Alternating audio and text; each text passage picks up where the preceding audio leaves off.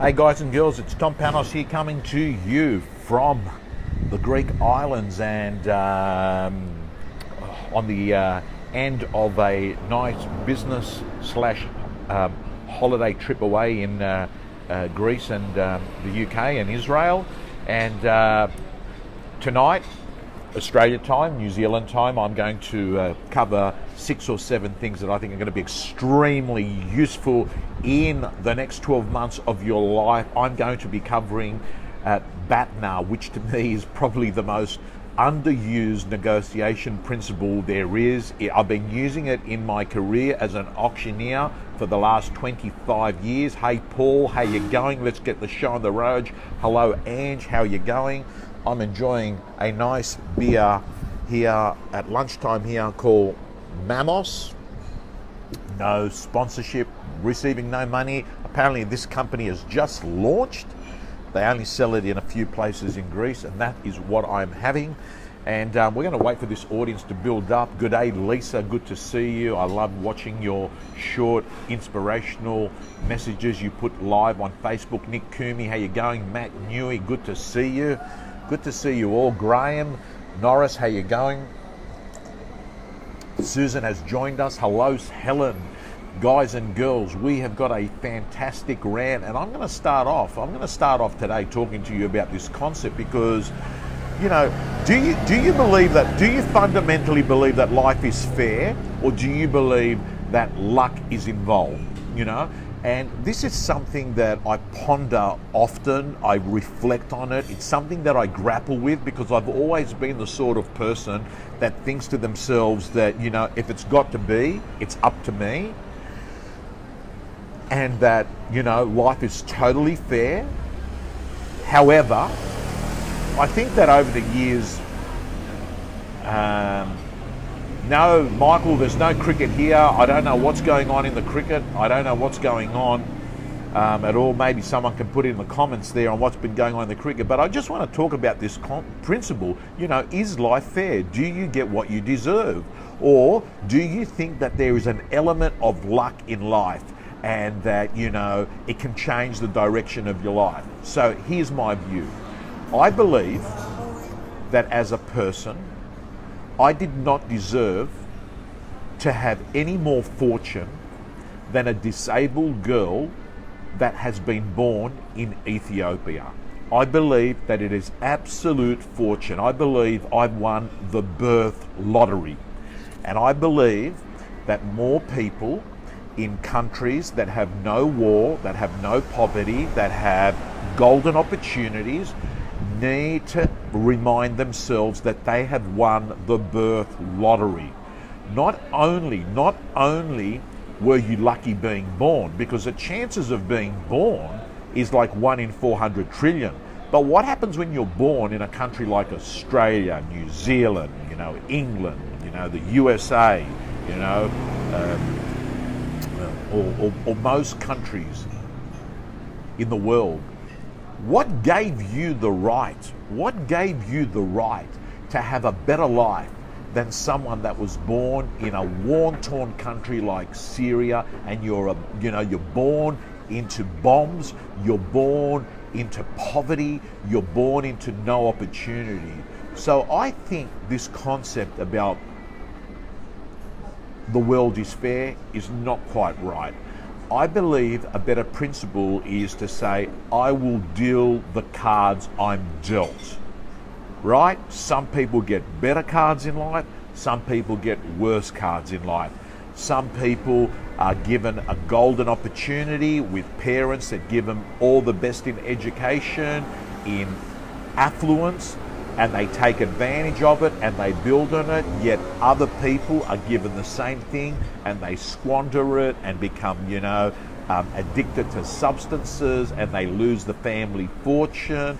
I think some people go to a private school, they capitalize on the opportunity and they do exceptionally well, and other people go to a private school and they get eaten alive by someone who went to a public school that had the hunger. And I've always said, hustle beats talent when talent won't hustle, and what happens is that the person that wanted it badly wins. So Do I believe that luck plays an element in life? 100%.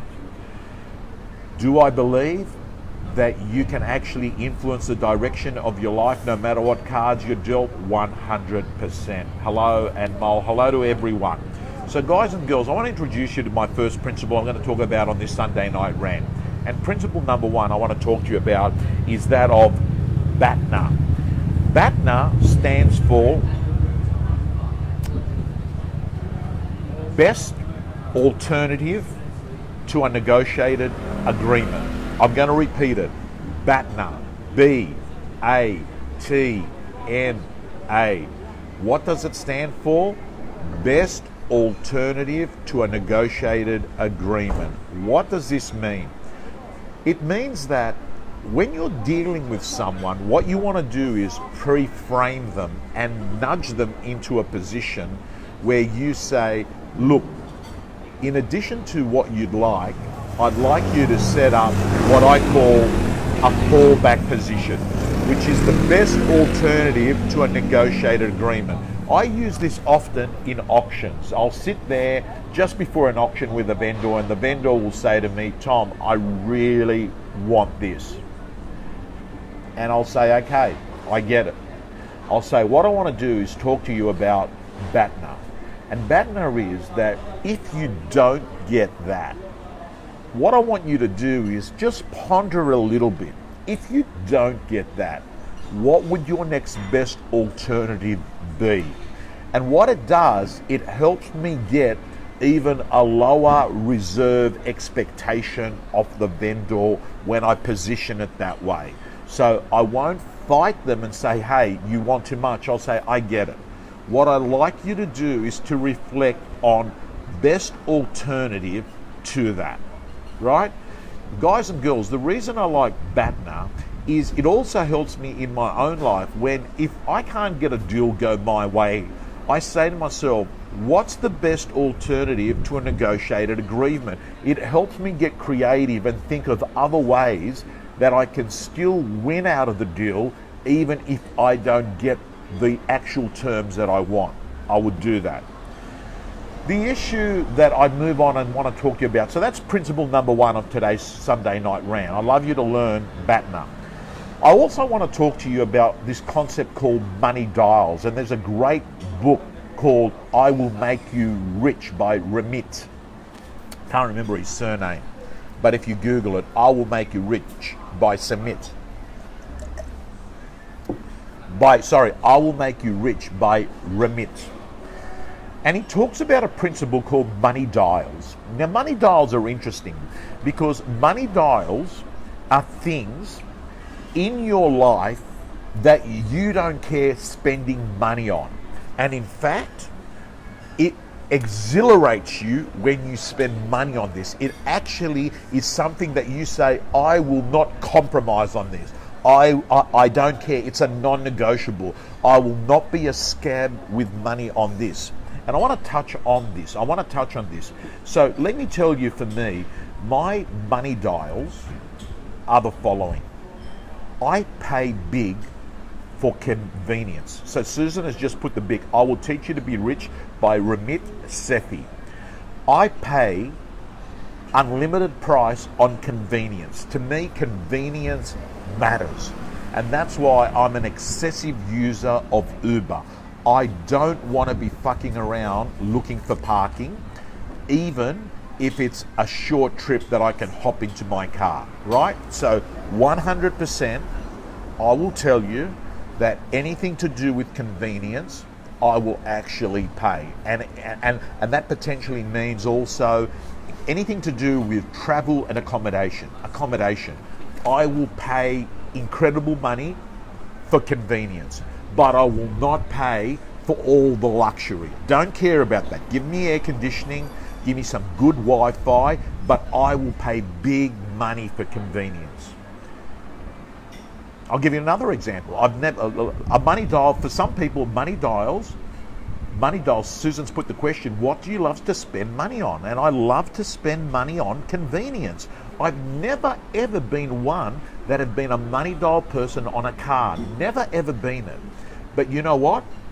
I got into a Tesla and I thought to myself, how convenient is it? You've got your aircon on and you're not worried about the battery being drained. You can actually work in your car and your car's become another office.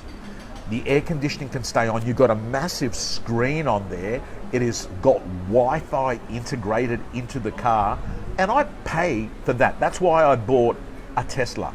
Not because I'm a lover of car, but I'm a lover of convenience.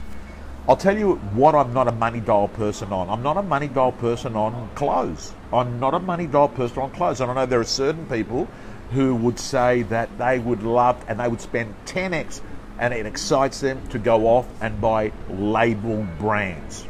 Or some people are money dials on restaurants. I don't care, they'll say, I will spend anything. That is the thing that excites me the most. I'll spend 10x on restaurants.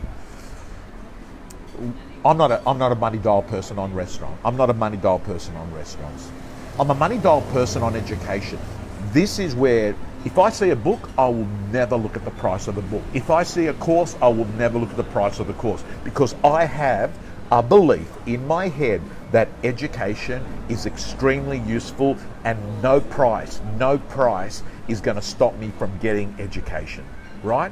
So for me, education, self-development, courses, seminars, books, the hand that picks up a book is never the same hand that puts it back down. So I believe that there can be a paragraph in a Kindle book that will change my life. I believe that there's an audible book that I'll listen to today on the beach that could actually change the course and direction of 2019, 2020 in me. So I will never compromise on pressing that click and buy button on anything to do with personal development. So we've talked about BATNA, we've talked about money dials, and why do I want to talk to you about money dials? Because I will say to you, what you want to do is start doubling up, tripling up, quadrupling up on the stuff that you love, and start being more frugal on stuff that doesn't excite you. Because I actually think that a lot of times people spend money on things that they don't want to impress people that they don't give a fuck about. I really do. I think that what actually happens is they go off and they spend money impressing people because they want a good external life, but the price they pay is a bad internal life. All I'm saying is go off and spend big on the stuff that make you dance on the inside. Yasu Con from Bar Italia, I know you're in Italy, probably studying what the Italians are doing in coffee, so you can come back and plagiarize it. So that's a bit of education. I want to talk on Unforced Errors. And I'm reading a great book at the moment. By the way, guys and girls, when I return to Australia next week, I'm letting you know I have been working on myself spiritually, mentally, physically. I have been working really, really hard. And what you're going to see, those in the real estate gym, you're going to see an amount and quality and quantity of content that you've never seen before. I've been working hard, 6 hours a day on writing, 6 hours a day producing content.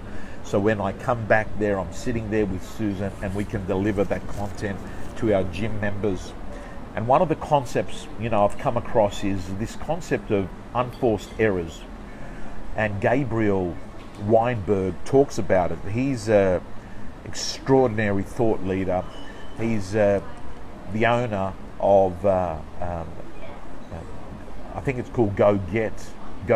I can't remember the name, but it is a search engine that competes against Google. And he's written a fantastic book called Super Thinking. Hey Gavin, good to see you, mate. Love you, by the way, brother. You're an incredible operator in Canberra. Met you at the Dr. Fred group that I was running with Dr. Fred. Good to see you there. Unforced errors. This is a principle that is mainly talked about in sport and predominantly in tennis, where they talk about how many unforced errors, Roger Federer had, or Nadal, or, any tennis player that's been playing. And it's an interesting concept because in business, there are what I call unforced errors. These are bad decisions that you make. These are decisions that aren't caused by another person. So an unforced error in tennis is caused because someone hits an incredible shot, and it's not done because of that, right? It's not because of your component. Gabriel, Weinberg, the big book of mental models, super thinking. Thank you, Susan. You're an incredible resource, Susan. As I'm there talking away, Susan goes in and quickly, references the book or the article that you need to read. So unforced errors in tennis happen not because the other player makes you make an error. It's because you actually made an error yourself, and it was not created by an external factor. And in real estate and in business, I see a lot of people screw up, myself included, due to this concept of unforced errors. We make a bad decision. Our timing is bad.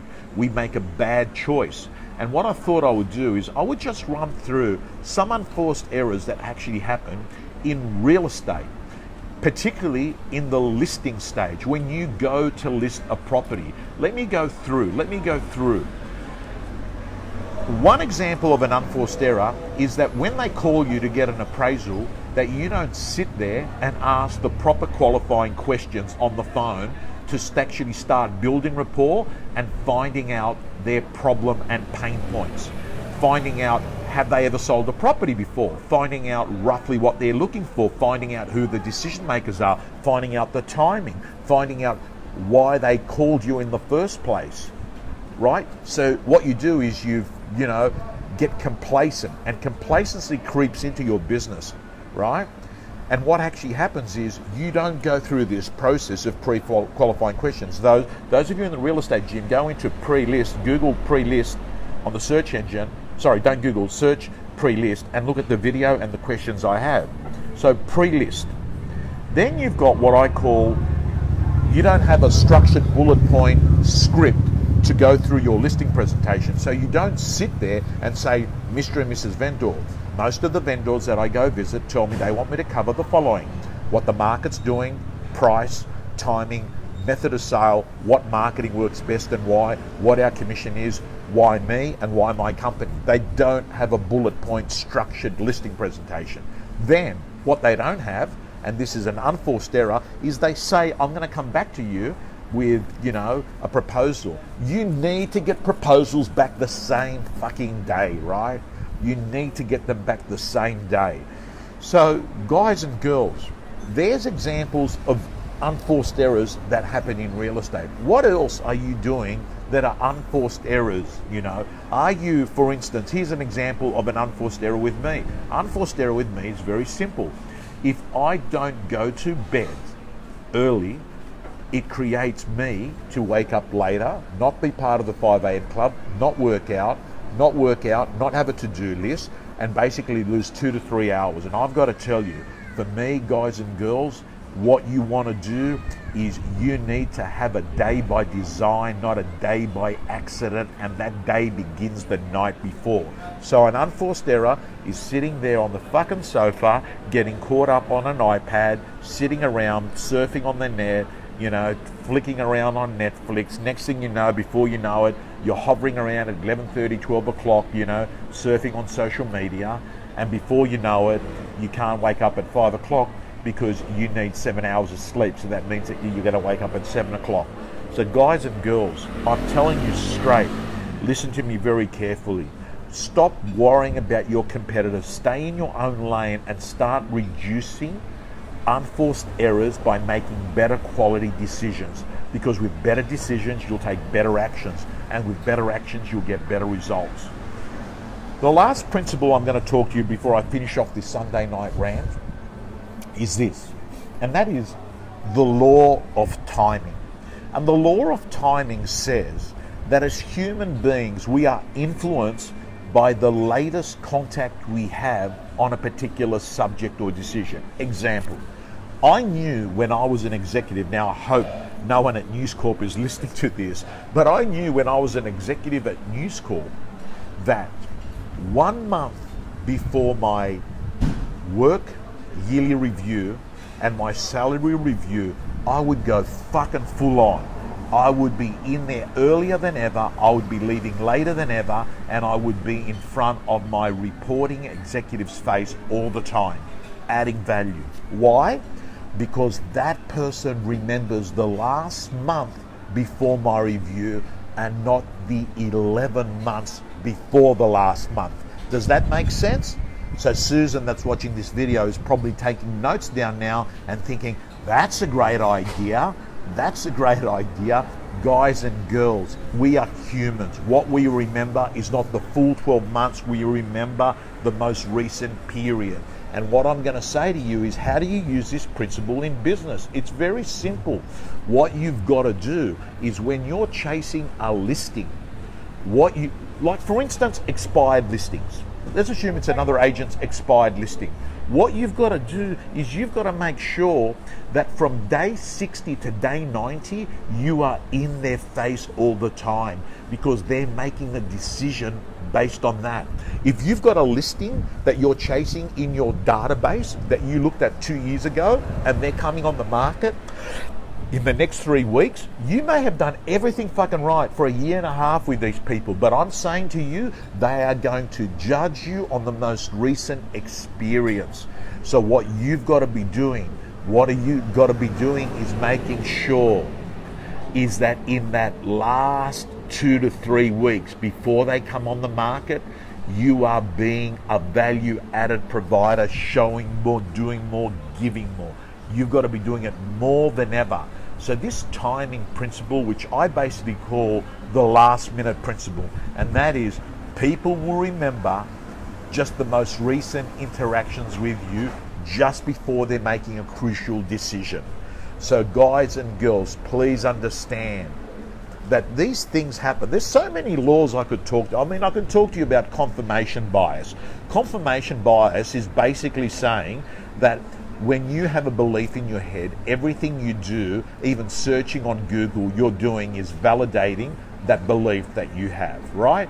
Even Google results now are working on confirmation bias. Google results now, this is another law. I'm not going to touch too much about it today, but you need to know that confirmation bias is, if you have a belief, you pretty much subconsciously are going around always looking for verification of that belief being right, because it causes you no stress to know that you don't have the wrong belief. And now Google search results have actually learned how your brain works, artificial intelligence, to be able to always be giving you the search results that you actually want to see. Anyway, guys and girls, I want to thank you so much, and I want to leave you on this concept, and that is, what's the money dial that you need to reevaluate in your life that you need to 10x? It fucking excites you. Why? Because I think if you start focusing your energy, where your focus goes, your energy goes, right? What will actually happen is that you'll end up wanting to make more money, because you've got a reason to make more money, because that reason excites you on the inside. That's the damn secret, to find something that makes you be so pumped. Hey Shane, I hope you're enjoying Italy. Anyway, Sanjay, really looking forward to Sanjay next year. I'm sure you're going to run that event. It was a fucking super event. I reckon that's become the premier event in the UK now. That last event fucking hit it off the radar screen. Guys and girls, on that note, I'm going to sign off, and I'm going to ask you to, think about MoneyDials. Do me a favor, press the share button. It's down the bottom on the left. Press the share. Guys and girls, I'm not watching the cricket, but thank you so much. Black Caps, 56 for 1. Guys and girls, never ever forget, time is the most crucial commodity you have. Think about it. Money comes and goes, but this moment you have, guys and girls, you'll never have again. You're closer to dying this moment than what you were an hour ago. So what does that mean? Live and act as if the end is coming near, and if you get to live another 40, 50 years, you're playing big. And what I'm all about, guys and girls, is making sure that you don't live a life of regret. On your last day, when you're fucking finishing off, I don't want you to be thinking, saying, fucking Panos was right. I should have taken that risk. I should have done that. I should have gone there. I should have went out with her. I should have asked that person out. I should have actually spent more time with my mum and dad. Sanjay, thank you so much, guys and girls. Signing off here.